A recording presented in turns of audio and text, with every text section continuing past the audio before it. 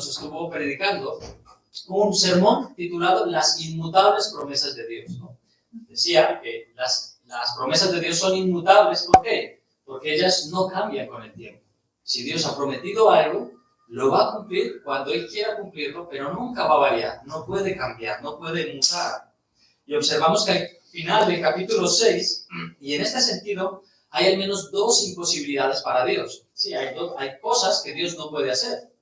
Por ejemplo, Dios no puede mentir y Dios no puede no cumplir lo que promete. Es imposible que Dios mienta y que si Él ha prometido algo, no lo cumpla, porque Él es permanentemente fiel. Por tanto, hermanos, nosotros podemos estar seguros y sentirnos seguros en las manos, ¿no?, de un Dios que es todopoderoso, que cumple siempre lo que promete. Y como leímos al final del capítulo, es como nuestra seguridad es como un ancla firme, ¿verdad? De la misma manera que un ancla puede sostener un gran barco ante los golpes de las olas para que el barco no se vaya a la deriva. De la misma manera, nuestra fe es como un ancla que se aferra al lecho marino y no permite que el barco, aunque se tambalee, nunca se desprenda y se vaya. Así es nuestra fe, firme y segura como un ancla. Y nos encanta, hermanos, considerar las promesas de Dios, ¿verdad? Nos encanta leer las promesas de Dios en las Escrituras y decir, Señor, esa promesa es para mí, ¿no? Me aferro a tus promesas. Pero, hermanos, ¿cuánto más podríamos disfrutar de una promesa en la que Dios mismo impone o antepone un juramento, ¿no? Que Dios te diga, te juro que voy a hacer esto en ti. Eso te llena de una seguridad que no se puede ni siquiera pesar ni medir. Y que no pudiendo el Señor jurar por algo más grande que su nombre, nos jura diciéndonos, te juro por mí mismo que voy a hacer esto en ti y que voy a hacer esto y esto en la tierra que yo creé. Hermanos, eso nos habla de un Dios que definitivamente es todopoderoso, pero que nos llena de una seguridad, hermanos, ¿no? Y Marcos ponía el ejemplo, ¿verdad? Cuando tú eras crío, sobre todo, o una persona quiere que alguien le crea, él impone un juramento, ¿no? Te lo juro por mi madre, porque consideramos que nuestras madres tienen mucho valor como para mentir en su nombre. Bueno, pues cuando el Señor jura por sí mismo, definitivamente no hay nada que pueda echar atrás esto, ¿no? Y entre otras cosas, hermanos, estuvimos observando y terminamos ahí el capítulo 6 con los últimos dos versículos que de hecho introducen el capítulo 7 y me gustaría que lo leyéramos juntos.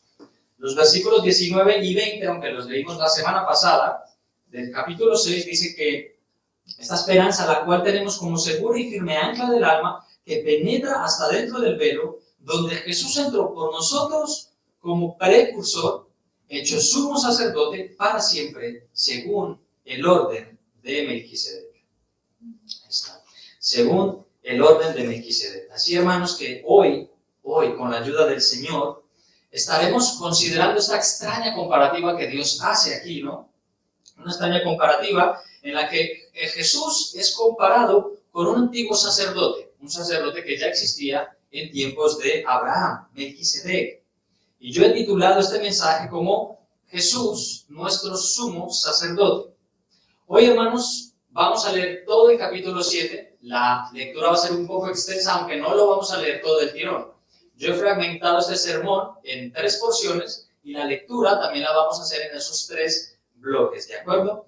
De verdad, hermanos, he intentado hacer lo más corto, solo dar parte del mensaje, pero me ha resultado básicamente imposible. No puedes meter un hachazo y continuar la semana siguiente sin más. Así que intentaré con la ayuda del Señor llegar a tiempo y si pasamos aquí 1 hora más, no pasa nada, ¿verdad, hermanos?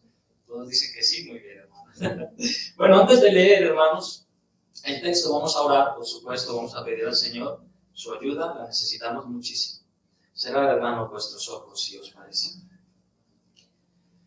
Padre bendito, tú eres el Dios todopoderoso, el Dios que creó los cielos y la tierra, el Dios de las promesas, el único Dios verdadero sobre todos los dioses falsos, Señor. Tú eres el Dios de Jesucristo. A ti, Señor, en esta mañana nos dirigimos con mucho temor, con mucho respeto y con mucha necesidad. Padre, te necesitamos. Necesitamos que hoy nos enseñes tu escritura, que aclares nuestras dudas y que nos des consuelo en esta mañana, Padre. que nos des una dirección clara de qué debemos hacer en nuestra vida para adorarte y para ser felices a tu lado, Señor. Padre, ayúdanos a estar aquí atentos y, Señor, de verdad, que no sea un domingo más. Cada domingo te lo pedimos, que salgamos transformados de este lugar. En el nombre de Jesucristo y por sus méritos te lo pedimos. Amén. Bien, hermanos, primera sección, Melquisedec, los versículos del 1 al 10. Dice así la Escritura en el versículo 1. Porque este Melquisedec, rey de Salem, sacerdote del Dios Altísimo, que salió a recibir a Abraham, que volvía de la derrota de los reyes, y le bendijo, a quien asimismo dio Abraham los diezmos de todo, cuyo nombre significa primeramente Rey de Justicia, y también Rey de Salem, esto es, Rey de Paz, sin padre, sin madre, sin genealogía, que ni tiene principio de días ni fin de vida, sino hecho semejante al Hijo de Dios, permanece sacerdote para siempre. Versículo 4. Considerad, pues, cuán grande era este, a quien aún Abraham, el patriarca, dio diezmos del botín. Ciertamente los que de entre los hijos de Leví reciben el sacerdocio, tienen mandamiento de tomar del pueblo los diezmos según la ley, es decir, de sus hermanos, aunque estos también hayan salido de los lomos de Abraham. Pero aquel cuya genealogía no es contada entre ellos, tomó de Abraham los diezmos y bendijo al que tenía las promesas. Y sin discusión alguna, el menor es bendecido por el mayor. Y aquí ciertamente reciben los diezmos hombres mortales, pero allí uno de quien se da testimonio de que vive. Y por decirlo así, en Abraham pagó el diezmo también Leví, que recibe los diezmos, porque aún estaba en los lomos de su padre cuando Melquisedec le salió al encuentro. Bien, hasta aquí esta primera sección, hermanos. Estamos ante un texto difícil, denso. Esta porción ha también levantado cierto debate, no un debate de mucha importancia, pero es interesante, ¿no? Es interesante para los que estudiamos las Escrituras, ¿no? Este Melquisedec es realmente un personaje muy inquietante, muy inquietante. Cuando tú buscas en la concordancia, una concordancia exhaustiva, o en una aplicación como la que tengo yo en mi móvil de la Biblia, tú pones ahí en la lupita una palabra y te salen todas las palabras que salen en la Biblia de esa palabra que tú estás buscando. Bueno, pues si tú metes Melquisedec, te van a salir 11 momentos en los que su nombre es nombrado, valga la redundancia, en la Biblia, ¿no? Dos de ellos los encontramos en el Antiguo Testamento. Una será en Génesis 14 y la otra referencia en el Salmo 110. Luego estaremos considerándolos. Pero las otras 9 referencias las encontramos precisamente en este texto. Capítulo 6, capítulo 7 de la carta, ¿no?, a los hebreos. ¿De quién se trata? ¿De quién se trata? Bueno, la descripción nos dice que era un rey, el rey de Salem. Y Salem es otro nombre para Jerusalén. Es el nombre anterior a Jerusalén. Y Salem significa paz. De hecho, tiene la misma raíz que Shalom, ¿no? De esta manera que se saluda los judíos, ¿verdad? Shalom, Salem, significa paz. Rey de Salem es el rey de paz. Bueno, y el versículo 2 nos indica que su nombre significa Rey de Justicia, Rey de Salem, Rey de Paz. Y estos títulos aún le hacen más inquietante porque son títulos realmente elevados, ¿no? Títulos no dados a ningún otro rey conocido en la historia bíblica, ni siquiera creo que en la historia de la humanidad. Conocemos por las Escrituras que no hay ni un hombre que sea justo, que todos hemos pecado, no hay ningún hombre que se le pueda considerar completamente justo. Pero aquí se nos dice que este Melquisedec, es un rey de justicia, ¿no? Creo que es bastante improbable que se pueda decir de un hombre que esté en paz completamente, que sea un rey de paz, ¿no? Que esté en paz completamente, que haga la paz de continuo o que ejerza la paz ininterrumpidamente. Creo que no ha habido un rey con estas características, ¿no? Y el versículo 3 nos indica que Melquisedec, para terminar de engrosar, ¿no?, la imagen de este personaje, nos dice que no tiene ni padre, ni madre, ni genealogía, que no tiene principio de días, ni fin de vida. ¿Será que estamos aquí ante una persona que es algo así como entre un ser humano y una persona divina? Por esta descripción que se le da, parece. Así que Vamos a intentar esclarecer esto, porque el nivel de importancia que el autor de la carta le está dando a Melquisedec es relevante, es de mucha importancia, más importante que Abraham. O sea que fíjate la importancia que se le da, ¿de acuerdo? Ciertamente, hermanos, Melquisedec era una persona muy importante, tan importante que según hemos leído en los versículos 1 y 2, se le describe como el sacerdote del Dios Altísimo, contemporáneo de Abraham, pero con un estatus más elevado que el propio Abraham. Y recordemos, hermanos, que para cualquier judío, Abraham, el patriarca, era la crème de la crème, el padre de las promesas, el padre de todos los judíos, a quien se le hizo la promesa de que tendría una descendencia más numerosa que las estrellas que hay en el cielo, de quien vendría el Mesías, etcétera, etcétera, etcétera. Abraham, el top, el padre de la fe. Así que nos dice la Escritura que este Abraham, el padre de los hebreos, tiene un encuentro con este sacerdote y que llega a él y se inclina. Bueno, es verdad que el texto no nos va a decir que él se inclina, pero parece no darlo a entender, ¿no? Este Abraham se inclina ante este sacerdote y le ofrece los diezmos del botín. Bueno, ¿de qué botín?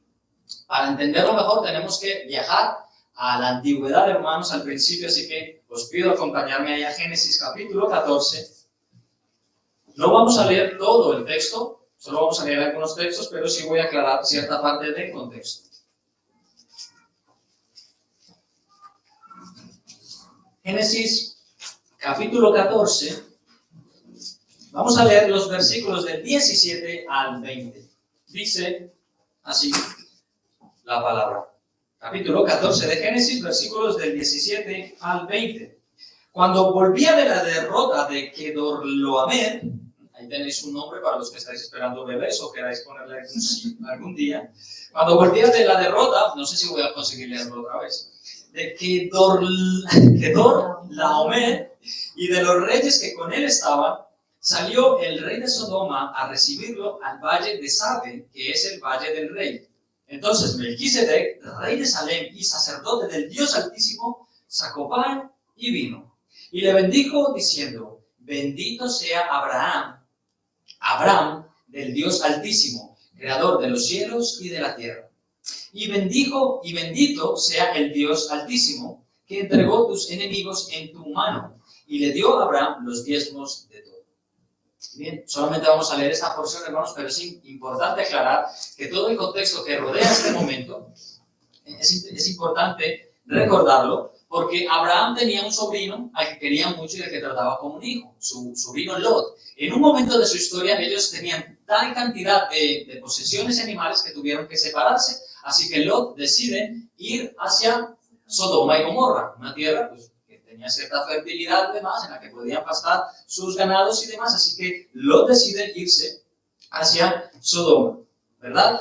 Y en ese momento hay una serie de batallas en las que 4 reyes buscan una alianza para derrotar otros 5 reyes que se juntan, entre ellos los reyes de Sodoma y Gomorra. Bueno, pues estos 4 reyes derrotan a estos 5 reyes y ellos toman todas las posesiones, a todas las personas, a todos los bienes y les llevan capturados. Bueno, si tú lees todo el capítulo 14, es impresionante, hermanos, ver cómo después de que estos 5 reyes, estos 4 reyes les han derrotado, Abraham se llena de valor, toma a 318 hombres y va y lucha contra estos ejércitos y les vence. Y rescata a su sobrino y a todos sus parientes y todas sus posesiones. 318 pudieron más que 5 ejércitos. Impresionante. El poder de Dios estaba con Abraham. Bueno, a pesar de ello, Abraham logra la derrota, libera a Lot y es después de este momento, de esta gran victoria en la que sale a recibirle Melquisedec, el sacerdote del Dios Altísimo. Abraham le identifica rápidamente. Este hombre es el sacerdote del Dios Altísimo, así que Abraham toma los diezmos de todo lo obtenido en la batalla. Abraham no se queda con una sola oveja, le da el diezmo a Melquisedec.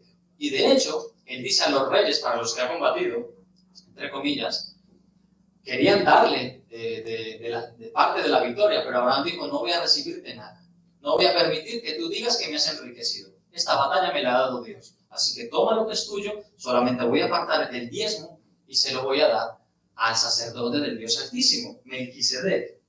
Bien, En esta escena, hermanos, hemos visto aquí dos elementos. Dice que le ofrece pan y vino.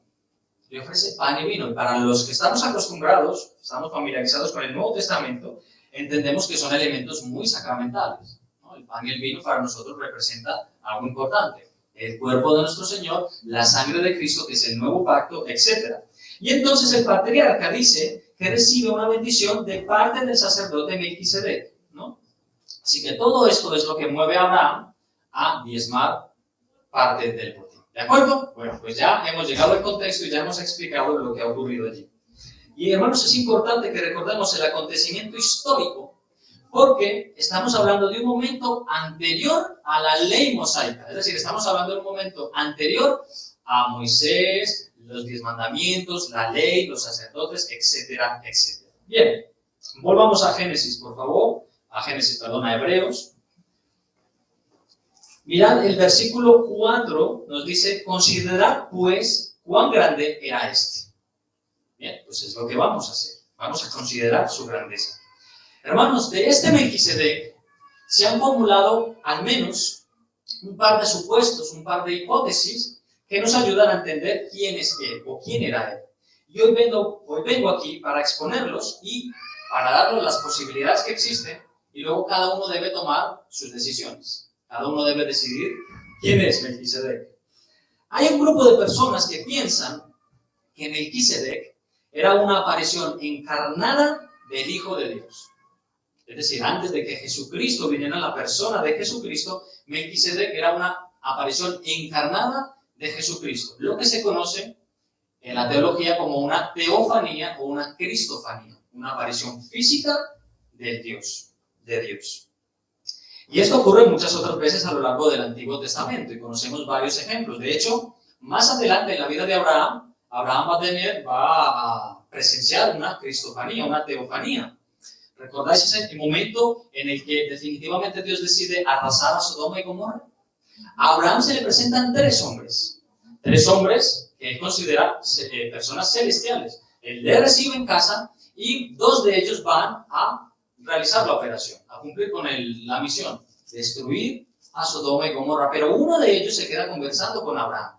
Y Abraham sabe los planes de esta persona que es Dios, hecho carne, y le está diciendo, pero vas a destruir a Sodoma, y si encuentras 50 justos, vale, si encuentro 50 justos no la voy a destruir, y si encuentras 30, y si encuentras 20, y si encuentras 10, etcétera, etcétera. Bueno, Sodoma y Gomorra estaba plagado de personas que hacían de continuo solamente el mal, desde los pequeños hasta los grandes, ¿vale?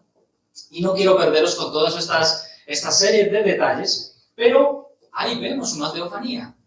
Abraham está hablando con Dios hecho carne. Eso es lo que significa una teofanía y tenemos varios ejemplos a lo largo de las escrituras.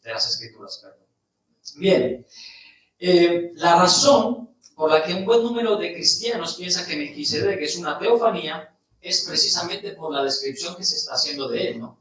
Hemos leído unos títulos muy elevados y unas descripciones muy, muy profundas, ¿no? La manera en que de repente aparece Melquisedec es muy inusual. O sea, Melquisedec llega, así como llega, se va. Así como aparece, desaparece. Pero luego, esos títulos reales y esa descripción hacen muy posible que Melquisedec sea el Señor Jesucristo, encarnado antes de Cristo. ¿No? Hemos leído, sacerdote del Dios Altísimo, rey de justicia, rey de paz, sin padre, sin madre, sin genealogía, hecho semejante al Hijo de Dios y además permanece para siempre. Son atributos de alguien que no parece de esta tierra, ¿verdad? Parece una persona extraterrestre. Rey de paz. Bueno, nosotros conocemos al príncipe de paz, ¿no? Que es el Señor Jesucristo. Vemos allí en Isaías 9, esa profecía mesiánica, ¿verdad? Padre eterno, admirable, consejero, etcétera, etcétera, príncipe de paz.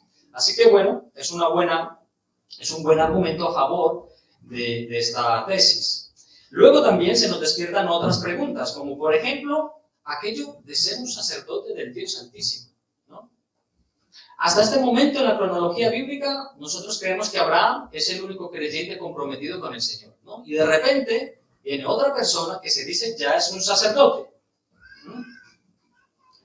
Y esto mucho tiempo antes de que apareciera Aarón y todo el linaje, ¿no?, de los sacerdotes. Entonces, ¿qué pasa, no? Ya había templos, ya había santuarios, ya había sacramentos, adoradores de Dios, ¿no? En Salem, recordemos que Salem llegó a ser Jerusalén, pero es que antes de ser Jerusalén era una ciudad plagada de idolatría, de paganismo, etcétera, etcétera. Así que había ya en esta ciudad una persona, un sacerdote del Dios Altísimo. Bueno, pues por estas cosas es que es difícil no pensar que Melquisedec se trate de una cristofanía. Abraham, siendo el padre de las promesas, el gran patriarca, dobla su rodilla ante una persona que es superior. Sin embargo, hermanos, y ya vamos al otro grupo, hay algunas dificultades para que esto sea posible, ¿no? Y es aquí donde se encuentra ese otro grupo de creyentes, ese grupo de creyentes que piensan que Melquisedec fue una persona real, un rey y sacerdote real de una ciudad real llamada Salem, y que salió al encuentro de Abraham para bendecirle. Los del primer grupo piensan o argumentan que cuando se nos dice que él no tiene ni principio de días ni fin de vida, que no tiene ni padre ni madre, lo que eso nos quiere decir que es una persona que parece que ha existido para siempre. Si no tiene principio de vida ni fin de vida, es eterno, ¿no? Blanco y en botella, o eso parece.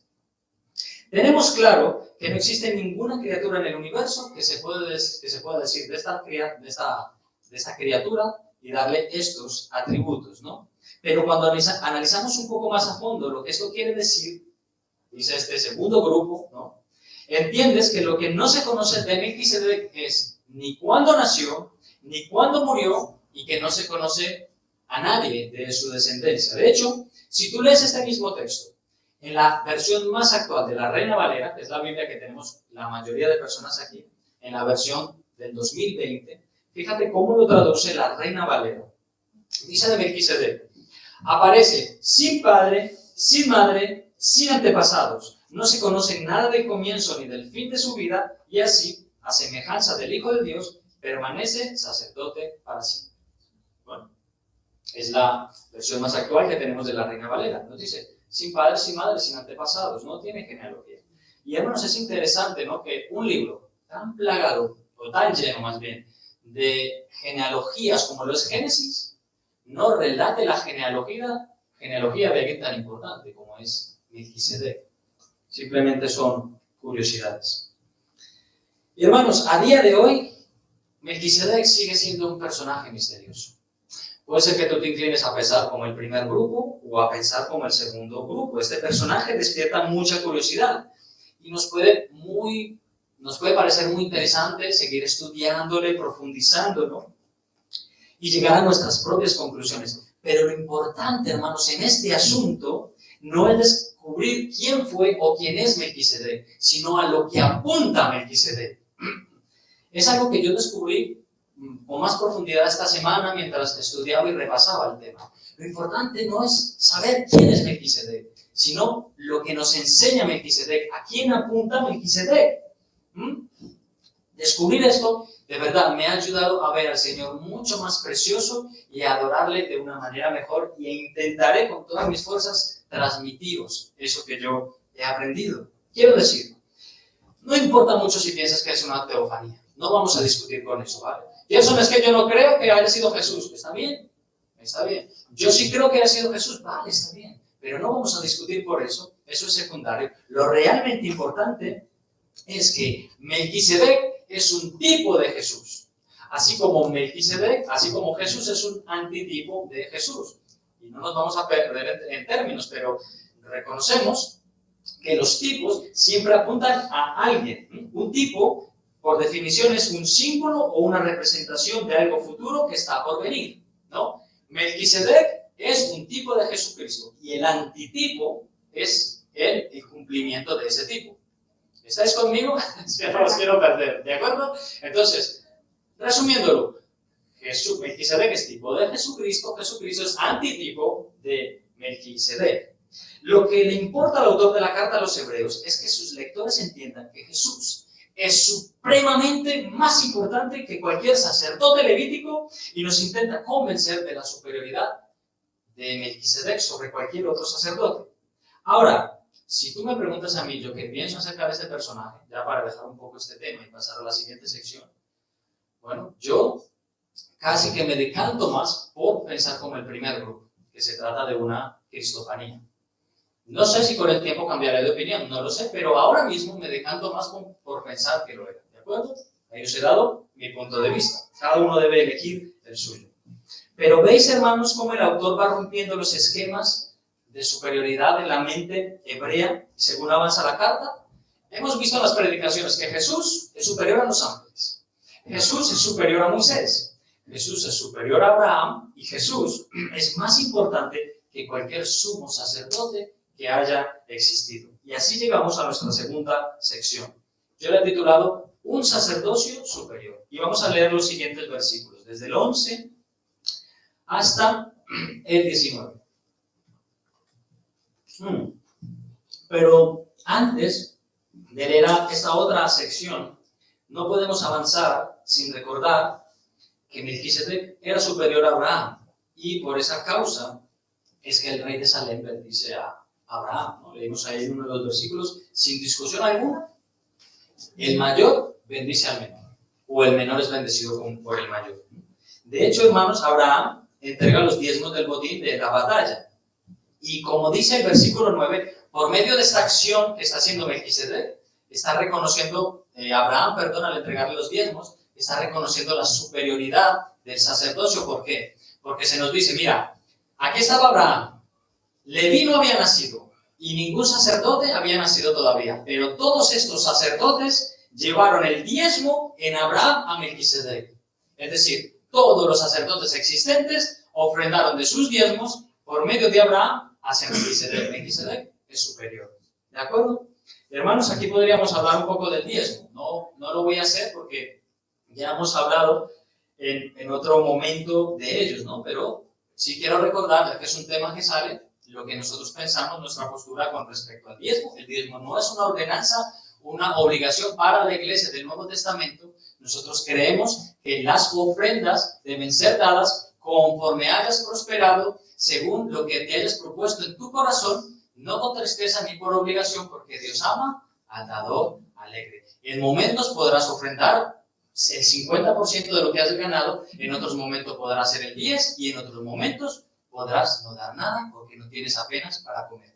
Pero estamos llamados a darnos por completo al Señor Jesucristo. ¿De acuerdo? Y si tú quieres un poco más de información, puedes entrar en nuestra página de YouTube, nuestro canal, y allí en la serie de predicaciones de Escuela Dominical de Tu Dinero Cuenta, en la enseñanza número 7, titulada Generosa Donación, ahí hablamos un poco más del tema. ¿De acuerdo?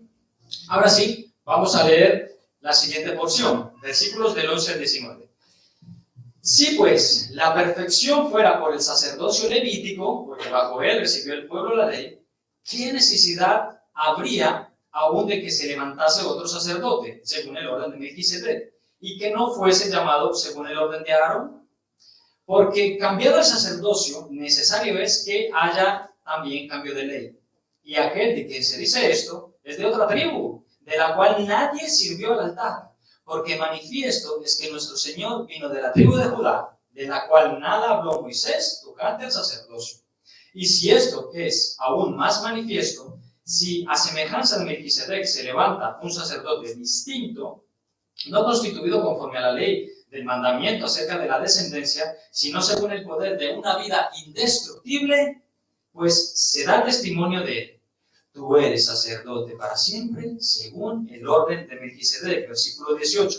Queda pues abrogado el mandamiento anterior a causa de su debilidad e ineficacia, pues nada perfeccionó la ley. Y de la introducción de una mejor esperanza por la cual nos acercamos a Dios. Bien, hasta ahí la siguiente sección. Hermanos, yo cuando leo este texto de verdad me siento que es tan denso, me siento, wow, pues es que esto yo no sé cómo se puede aplicar a mi vida. ¿Esto en qué me puede enriquecer a mí? Bueno, si estás sintiendo eso, yo lo he sentido durante esta semana mucho y me ha costado muchísimo y he pedido al Señor hasta el último momento, ayúdame a aplicar todo esto que estoy enseñando. Pero no confío en mi aplicación o en mi enseñanza, confío en que el Espíritu Santo nos ayude a aprender esto a todos, ¿de acuerdo? Así que vamos a tener un poco de paciencia y a confiar que el Señor puede enseñarnos aquí, ¿vale? Bueno, hermanos, en esta sección se nos cita la otra referencia que tenemos de Melquisedec en el Antiguo Testamento, ¿no? El Salmo 110, versículo 4, ¿vale? No vamos a ir allí porque básicamente lo que nos dice es un salmo corto, pero se repiten estas palabras que hemos leído. Es un salmo escrito por el rey David, ¿bien? Y es un salmo que es completamente mesiánico, desde el versículo 1 hasta el versículo 7, si no recuerdo mal, tiene 7 versículos. Bueno, este corto salmo es importantísimo, hermano, importantísimo para comprender la naturaleza sacerdotal de nuestro Señor Jesucristo. De no haberse incluido este salmo en el Antiguo Testamento, el pueblo judío tendría muchas dudas acerca de Jesús y de su sacerdocio, y quizá nosotros también. Pero ves, es muy importante cómo la Biblia se articula, cómo se cruzan las referencias. La Biblia es un libro divino, escrito por Dios. Si fuera un libro escrito por hombres, que no te daría respuesta, solamente te generaría más dudas. Pero la Biblia es un libro de Dios. Y voy a explicar. Lo que este salmo nos dice es que el Mesías no solamente era del linaje real, no solamente sería un rey, sino que además vendría a desempeñar labores sacerdotales. Y esto, hermanos, resulta una auténtica locura para para los judíos del primer siglo. ¿Por qué? Porque estos oficios no podían mezclarse. Los reyes generalmente descendían de la tribu de Judá, los sacerdotes de la tribu de Leví. Estaba escrito que solamente podía ser de esa manera. Un sacerdote no podía ser más que levita, y aun siendo levita debía ser de la descendencia de Aarón. Tú podías ser levita, podías ser muy capacitado, pero si no eras hijo, nieto, bisnieto, tataranieto de Aarón, tú no puedes ser sacerdote. Solo sacerdote, no rey. Pero este de que nos habla cumple estas dos funciones, rey y sacerdote. Así que si tú traías ahí en tu cartilla el libro de familia y no aparecía el apellido de Aarón, que no sé cuál es, tú no podías ser sacerdote, ¿de acuerdo? De hecho, tenemos un caso en el Antiguo Testamento en el que se le negó el sacerdocio a una persona por no haber podido confirmar su genealogía. Y yo lo leo rápidamente. Esdras capítulo 2, en el versículo 59, lo voy a parafrasear o recortar un poco, dice: estos, no pudiendo demostrar la casa de sus padres ni su linaje, si eran de Israel, bueno, los hijos de los sacerdotes, y los nombra, los hijos de Abaía, los hijos de Cos, los hijos de Barzilai, el cual tomó por mujer a las hijas de Barzilai, Galaadita, y fue llamado por el nombre de ellas. Y aquí es donde viene el tema. Estos buscaron su registro de genealogías y no fue hallado, y fueron excluidos del sacerdocio. De hecho, hay una curiosidad. No sé qué tan cierto sea esto, pero ¿sabes que hoy en el templo de Jerusalén no hay sacerdotes? Escuché que los registros se perdieron en la Segunda Guerra Mundial y que ya no hay registro de sacerdocio. Por tanto, nadie sabe quién es quién. Lo puede suponer, pero como ya no está escrito, no lo pueden confirmar. Esa es una de las razones. Así que esto de ser rey y sacerdote era muy extraño. Y al menos, hermanos, en la antigüedad tenemos un caso de un rey que quiso hacer las veces de sacerdote y terminó muy mal. ¿Recordáis a Saúl? El primer rey de Israel. Dios le manda: ve y destruye a Amalek y a todo. Sus ganados, sus hijos y todo lo que haya. Saúl se cree más listo que Dios, mata cierta parte, pero deja el ganado y espera que venga Samuel. Samuel no aparece, así que él decide. Samuel creo que tardó unos 7 días, así que él dice: no ha venido por aquí el profeta, yo mismo voy a ofrecer sacrificios delante del Señor. ¿Y qué pasó? La cosa terminó muy mal, el reino cayó de las manos de Saúl y fue destituido. Quiso hacer las veces de sacerdote, no era permitido. ¿De acuerdo? Era una labor únicamente permitida a los sacerdotes. Por eso es tan importante, hermanos, el orden de Melquisedec. Porque este orden es anterior a Aarón y es anterior a la ley y a un orden que es de un tipo muy exclusivo, ¿no? Bien, vamos a avanzar, hermanos. En el versículo 12 hemos leído que al cambiar el sacerdocio también debe haber un cambio de ley, ¿no? Y además en el versículo 16 nos dice que este real sumo sacerdote ha llegado a serlo no en base a su genealogía, sino en base a una vida indestructible. Y me encanta esta expresión, indestructible, un testimonio irreprensible, indestructible. Esta perfecta vida del Señor Jesucristo es ese testimonio inmaculado, lo que le faculta no solo para ser el Hijo de Dios, sino para ser el sacerdote y el rey que modifica su ley según su santo consejo. Hermanos, qué bendición que ya no estemos bajo la ley levítica. ¿Os imagináis que estuviéramos todavía bajo la ley levítica? Todos los domingos entrando aquí con un corderito, tendríamos que tener una sala diferente para los corderos, para los pajaritos, no para no sé, bueno, no sé si todos los domingos, pero sí los momentos en que se hacían los sacrificios, ¿no? Y además todos sabrían que habíamos pecado, e incluso si teníamos más o menos dinero en la cuenta. Toda aquella ley ceremonial y sacrificial ha sido abolida por nuestro Señor Jesucristo. La antigua ley, esa antigua ley que te exigía la perfección, si tú no vives conforme a la ley, desechado. Bueno, gracias a Dios que ya no vivimos bajo esa ley que te exigía vivir perfectamente y que ningún ser humano podría vivir, porque esa ley fue cumplida en su totalidad por nuestro bendito Salvador Jesucristo. Él cumplió la ley por ti y por mí. Eso es, hermanos, el Señor no solo ha muerto por ti. El Señor Jesucristo ha vivido la vida perfecta que tú deberías estar viviendo y no puedes y tampoco quieres. Él la vivió por ti y Él murió por ti, por todos tus pecados, para hacer posible tu salvación. Por eso y por muchas cosas más es que es imposible que seas salvo fuera de Cristo. Cristo cumplió toda la ley perfectamente, en cada minuto de su vida en la tierra. Tú eres sacerdote para siempre según el orden de Melquisedec. Hermanos, Jesús es nuestro sacerdote eterno. ¿Recuerdas las funciones de un sacerdote? Interceder por el pueblo. Y hermanos, allí está nuestro bendito Salvador a la diestra del Padre, intercediendo por nosotros. Cada momento de la eternidad. Es maravilloso, hermanos, y será así para siempre. Tú necesitas un intercesor, yo necesito un intercesor, porque tú y yo somos humanos débiles, muy débiles, pecadores, que pecamos de continuo, que vivimos en este mundo, que nos manchamos, ¿verdad? Y de no tener a alguien que interceda por nosotros, que apacigüe la ira de Dios, estaríamos en el infierno ahora mismo. Este es Jesús, el único intercesor, el único intermediario entre Dios y los hombres. No María, no Abraham, no Moisés, no Pablo, no hay otro intercesor entre Dios y los hombres, solo Jesús está allí a la diestra. Qué maravilloso es nuestro Señor.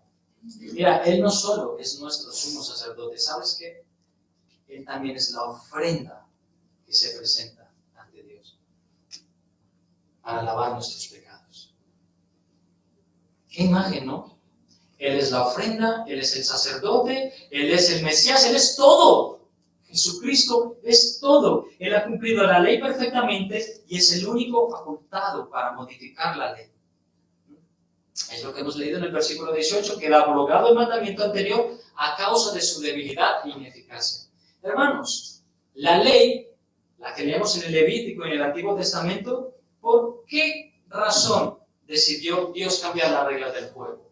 ¿Os lo habéis preguntado alguna vez? ¿Por qué Dios decidió cambiar las reglas del juego? ¿Por qué ha abrogado su ley? Bueno, creo que lo ha hecho porque era un sistema imperfecto. Un sistema imperfecto. Pero no por causa de la ley, sino por causa nuestra, porque la Escritura es clara. La ley es buena, es agradable y perfecta. Pero la ley es imperfecta por causa nuestra.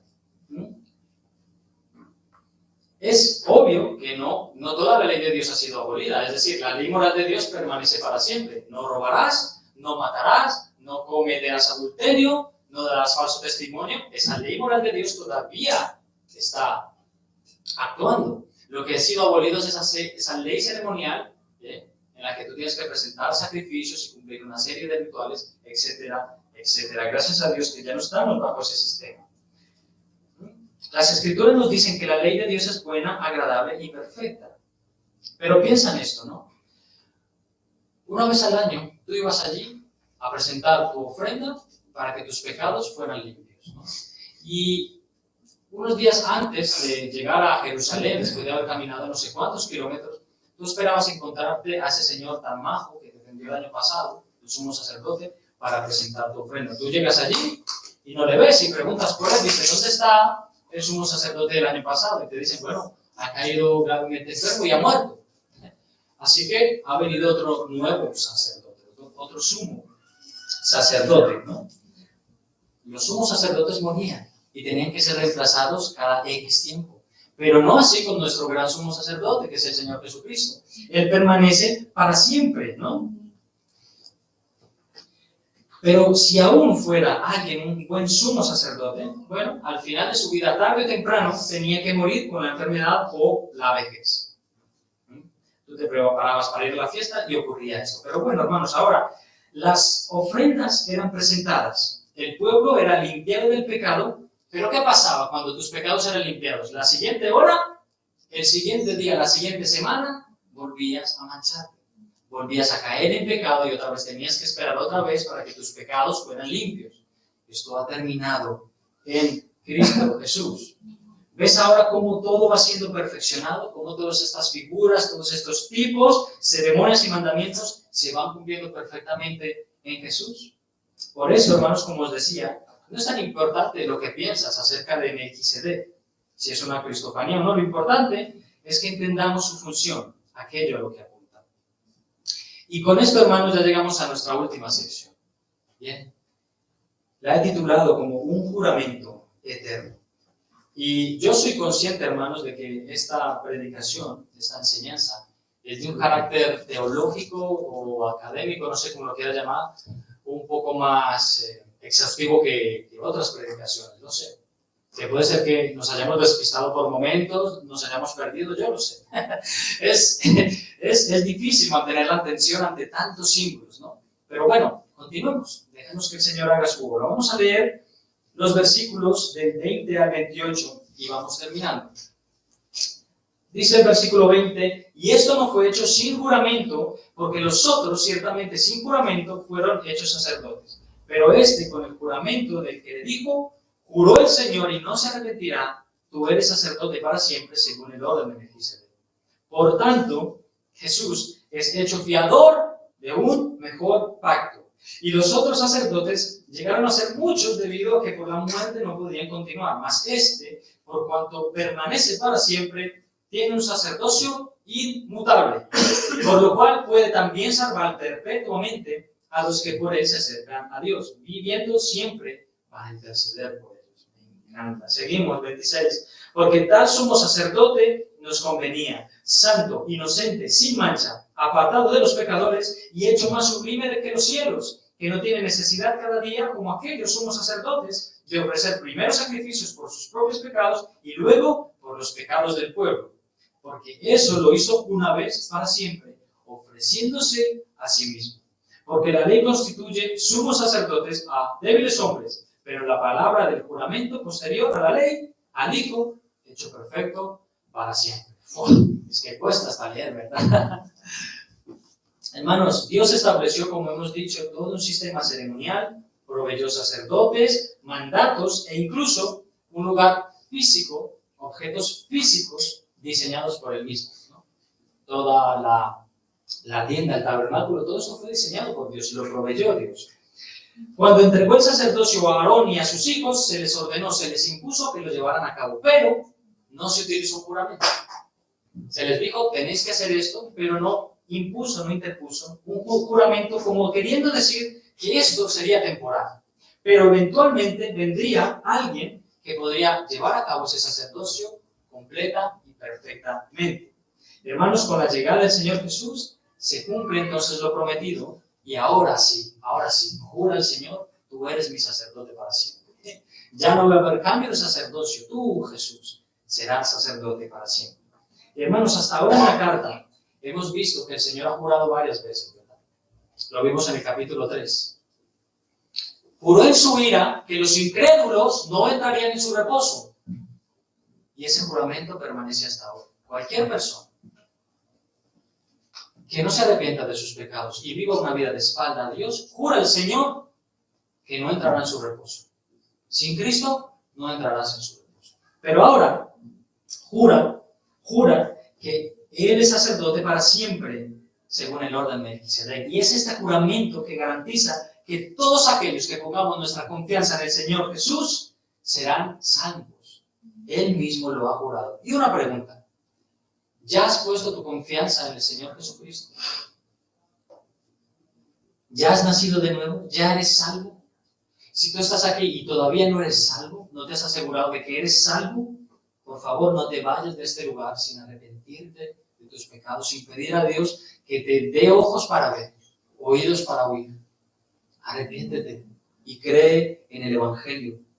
Pide que Cristo interceda por ti ante el Padre y hallarás misericordia. Pero si ya has puesto tu plena confianza en Jesús, entonces Dios te ha elegido a ti antes de la fundación del mundo y tiene planes de vida eterna para ti. Él mismo lo ha jurado en Cristo que lo hará. Si el Señor se ha propuesto hacer una obra de misericordia contigo, Él se ha propuesto restaurarte. Si Dios se ha propuesto restaurar un montón de cosas en tu vida, Él ha jurado que lo hará. Y no se arrepentirá. De hecho, la garantía de que todas estas cosas van a ocurrir es Jesucristo mismo. Lo leímos ahí en el versículo 22. Jesús es hecho el fiador de un mejor pacto. ¿Sabes? Cuando tú vas al banco y pides un préstamo hipotecario, a ti no te van a soltar ciento y pico mil de euros si tú no tienes un fiador. Un fiador es una persona que puede responder por ti en el caso de que tú no puedas pagar tu hipoteca. Así que el fiador, obviamente, le examina, tiene propiedades, tiene dinero, vale, si tú no pagas, paga él. Exactamente lo mismo con Jesús. Pero a lo bruto, o sea, a lo grande, tú no puedes cumplir jamás con tu promesa de ser santo, perfecto para siempre. Pero Jesús sí. Así que tú vas a fallar, tú no vas a poder pagar al banco, Jesús va a pagar por ti. Te vas a declarar en bancarrota espiritual, Jesús va a pagar por ti. Jesús es hecho fiador de un mejor pacto. Jesús es la completa garantía de que un día estaremos delante de la presencia del Dios eterno. Otro título más para nuestro bendito Salvador, hermanos. Él es el sacerdote, Él es la ofrenda, Él es el mediador, Él es el fiador. Jesús lo es todo, hermanos. Cuán hermoso y maravilloso es nuestro Salvador. Y hermanos, yo estaba pensando esta mañana, mientras daba un repaso a la predicación, que de verdad no hay otra cosa que pueda motivarnos a vivir una vida plena y satisfactoria y consagrada que pensar en todo lo que Jesucristo ha hecho por nosotros. Es decir, si la persona de Cristo y su amor no te motiva a vivir por Él, de verdad no habrá otra cosa que lo haga. Si la garantía de que Cristo te salve, que tienes todo en Él y te va a llevar al cielo no es suficiente para ti, no esperes que el trabajo que estás esperando, la relación que estás esperando, la enfermedad que estás esperando superar, te dé esa felicidad que estás buscando. Solo te puedes fiar de Cristo. Cuando te fías de Cristo y te conviertes, Él luego añade todo lo que necesitas. Pero es en este orden y no en otro. ¿Sabes qué? Si el fundamento no es Cristo y su gloria, nada de esto va a servir para nada. La motivación se esfuma y quedas igual de vacío que al principio. Sin Cristo te quedas vacío. Por eso vale la pena entregarse de todo a Él. Solo Cristo puede y debe garantizarnos gozo y seguridad. Lo leímos en el versículo 25. Por lo cual también salva o puede salvar perpetuamente a los que por Él se acercan a Dios, viviendo siempre para interceder por ellos. Y yo sé que llegados a este punto de la predicación ya estás cansado de escuchar argumentos teológicos y demás, pero te pido un par de minutos, 5 minutos más de tu atención. Por favor. Cristo vive siempre para interceder por nosotros. No hay nada que temer en Cristo, mis queridos hermanos. Hoy has pecado, ayer pecaste, esta semana pecaste, yo sé que sí. No vivo contigo, pero yo sé que sí. ¿Has estado triste esta semana? ¿Se han acumulado tus problemas? ¿No tienes muy claro qué hacer? Jesús vive para interceder por ti. ¡Gloria a Dios! el santo, el inocente, el sin mancha, el apartado del pecado, el que ha sido hecho más sublime que los cielos, vive para interceder por ti. Solo tienes que venir a Él. Deja de resistirte. Abandona ya tu pecado, no te resistas, ve a Él, corre a Él. Él vive para interceder por ti. Lo que quiero decir, hermanos, no es que la razón de la existencia de Cristo eres tú. No. Él vive para su propia gloria. Él ya es feliz en la eternidad. Pero Él está sentado a la diestra de Dios y se desvive por interceder por ti, por las ovejitas por las cuales Él murió. Gloria a Dios. Qué maravilloso. Y como dije antes, hermanos, yo sé que este mensaje ha sido muy teológico, ha sido muy técnico. He intentado exponer las posturas acerca de Melquisedec, te he perdido por momentos, alguno ha bostezado, otros dos han cerrado los ojos y se han dormido, pero ya están despiertos. Bien, he intentado traer las figuras y tipos de Jesús. Confieso que, como dije al principio, me ha resultado muy difícil hacerlo práctico, no sé, igual me falta bastante conocimiento, pero más práctico que fijar tus ojos en Cristo no hay nada. Sencillo, fija tus ojos en Cristo, déjate atrapar por su mirada y vive para Él. Cristo, solo Cristo. Lo realmente importante de todo, de este discurso, es el lugar a donde nos lleva todo este mensaje. Que pongamos nuestra confianza en el gran sumo sacerdote, en aquel que vive para interceder por ti. No para de interceder, ¿no te das cuenta que fallas? ¿Cuántas veces fallas al día? No solo en pecados, sino en pecados de omisión. Cosas que no haces también son pecado. Cristo vive para interceder por ti. Señor, perdóname. Ya he muerto por Él. No esperes que tu obediencia, tu comportamiento va a ser lo que te va a justificar delante de Dios. Eso no puede hacerlo. No esperes como los antiguos judíos que tu ofrenda, tu asistencia a la iglesia, tu servicio, tu oración va a ser lo que quite el pecado de ti. No, ya lo ha hecho Cristo por ti. Todo cuanto hagas es solamente agradecimiento a su nombre. Nos equivocamos si pensamos que la manera del Antiguo Testamento de salvarse eran las obras, eran los sacrificios, ¿no? La salvación siempre ha sido por fe. Que Dios me pide que sacrifique un cordero por mis pecados, yo lo hago. Pero mi perdón no está en el cordero, está en Dios. Mi fe está puesta en Él. Que Dios me pide que cumpla con cierto rito, el rito no me salva. Me salva Dios. Pero si Él me ha pedido obediencia, yo lo hago. Que Dios me ha pedido que me bautice. Ahí tenemos a dos preciosos hermanos que se van a bautizar la semana que viene. Hazlo. ¿Qué te lo impide? Bautízate en el nombre del Señor. Que Dios me pide que asista a la iglesia, que deje ciertas cosas, hazlo. Porque la obediencia trae gran bendición. Amén. Fe es lo que Dios demanda, hermanos. Fe más arrepentimiento, salvación. Y una vez salvo, obediencia más santificación, felicidad, gozo y seguridad. Es así, matemáticas de Dios. Y termino con esto, mis hermanos. Termino resumiendo y poniendo el acento en lo importante. Hemos visto la figura de Melquisedec, ¿vale? Espero que ya hayas tomado tu decisión, o si no, que lo tomes después. Tú debes ir a casa, estudiarlo, sacar tus propias conclusiones. Pero lo importante es que Melquisedec te lleve a ver la figura de Cristo. Bien, también hemos visto que Jesús sigue sumando en superioridad, es superior a todo lo que se menea. A los ángeles, a los profetas, Jesús es superior. Es superior a cualquiera de tus situaciones, por muy difíciles que parezcan.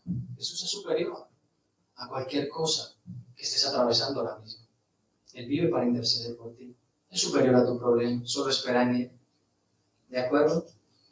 Ponte a salvo en sus manos y confía en que el Señor vive para interceder por ti y hará lo mejor para ti. Y en último lugar, hemos visto ese juramento eterno.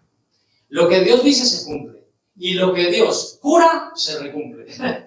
Dios ha jurado algunas cosas, entre ellas, como he dicho antes, que los incrédulos no heredarán el reino de los cielos. Pero ha jurado que si pones toda tu confianza en Cristo, serás salvo. Y nadie te puede arrebatar de sus manos. Amén. Amén. Y si entre estos juramentos estás tú, es decir, si Dios ha jurado que te iba a salvar, lo ha cumplido. Si Dios ha dicho que va a hacer una obra contigo, que te va a ofrecer cosas mejores que la que te ofrece este mundo, Él lo va a hacer. Solo cree en el Señor. Y Él lo hará. Amén. Amén. Vamos a orar. Padre, palabra es un tesoro riquísimo, ¿vale? De que podemos extraer tantas cosas. Señor, he intentado hacer lo mejor que he podido, quizá. No sé si he hecho lo mejor que he podido, pero he visto tu misericordia conmigo estos días, viéndome tan impedido, Señor.